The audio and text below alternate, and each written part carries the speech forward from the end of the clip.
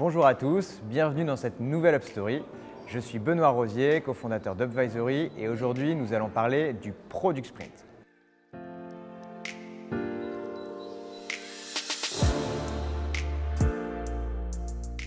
Alors, le Product Sprint, qu'est-ce que c'est? C'est un cadre méthodologique que nous avons inventé chez Upvisory après pas mal d'années à concevoir de nouveaux produits digitaux pour nos clients. Le Product Sprint est un cadre très puissant puisqu'il va vous permettre de formaliser une vision produit en 5 jours. Donc, le Product Sprint se compose de 5 phases qu'on va détailler dans la suite de cette vidéo. Une phase de Product Discovery, une phase de Product Strategy, une phase de Product Design, une phase de Product Testing et une phase de Product Backlog. Alors, pourquoi avoir développé ce cadre? 1. On se rend compte qu'encore trop de fonctionnalités d'un produit ne servent à rien. En moyenne, on considère que 2/3 des fonctionnalités d'un produit ne sont pas utilisées, ce qui est juste énorme. Une vision produit inadaptée est un des facteurs majeurs de l'échec d'un produit digital. Avec le Product Sprint, nous souhaitons lutter contre ce gâchis de fonctionnalités. 2. Les temps de développement sont aujourd'hui de plus en plus courts, grâce notamment aux méthodes agiles qui se focalisent sur le delivery. Mais entre le moment où émerge une idée et la formalisation d'une stratégie, plusieurs mois peuvent s'écouler. Et nous voulons raccourcir ces temps dédiés à la stratégie produit. Enfin, dernière raison, on est assez insatisfait de méthodes comme le Design Sprint et le Sprint 0 qui existent sur le marché mais qui aboutissent selon nous à des résultats peu opérables et limités sur la vision stratégique. Avec le Product Sprint, notre volonté est d'apporter un cadre méthodologique clair et exploitable par tous. Comment ça se déroule un Product Sprint? Avant de commencer, il est important d'avoir 1. Les bons participants, soit 4 à 6 personnes qui disposent d'une bonne vision produit et qui sont en capacité de prendre les décisions. 2. Les bons animateurs, un product coach qui aura un rôle de facilitateur, un product manager qui accompagnera la construction opérationnelle d'un produit et un product designer. Et enfin, le bon matériel, des post-it, des feutres, du papier craft, des gommettes et le guidebook du Product Sprint.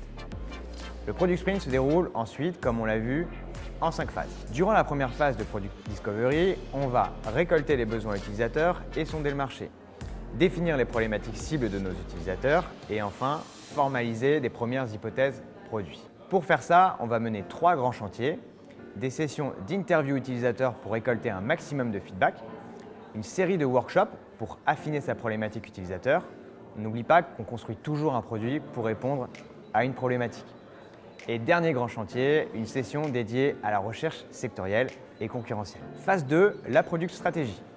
On va avoir pour objectif d'établir une stratégie produit claire et partagée par l'ensemble des participants. 4 ateliers principaux vont nous aiguiller dans cette phase. Le Link Canva, l'Impact Mapping, le Story Mapping et le Value Proposition Canva. Durant cette 3e phase de Product Design, on va prototyper une première version du produit. On va avoir 2 types d'ateliers. Un atelier de priorisation du contenu des pages et des ateliers de sketching. Cela va permettre aux product managers et aux product designers de s'atteler à la construction du produit via du wireframing des pages, du maquettage et enfin du prototypage. La phase de product test. C'est la phase où on va confronter notre produit à nos utilisateurs. L'objectif va vraiment être d'améliorer notre première version de notre produit en récoltant un maximum de feedback. Et donc cette phase va se constituer essentiellement de sessions de test utilisateur et de travail d'adaptation sur le prototype. Enfin, la phase de Product Backlog est la dernière phase de notre Product Sprint. L'objectif est de formaliser un backlog produit et de construire une roadmap produit associée qui aiguilleront l'ensemble des développements. Durant cette phase, on va se concentrer sur 4 choses.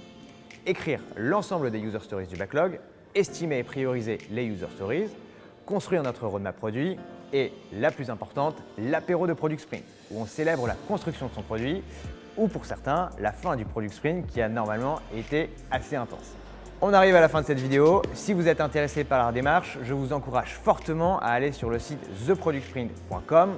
Vous retrouverez énormément de matière pour mener votre propre Product Sprint. On a notamment formalisé un kit contenant pas mal de choses pour vous épauler durant votre Product Sprint. Un guidebook qui décrit l'ensemble de la méthode et une quinzaine de canevas pour mener vos ateliers en autonomie.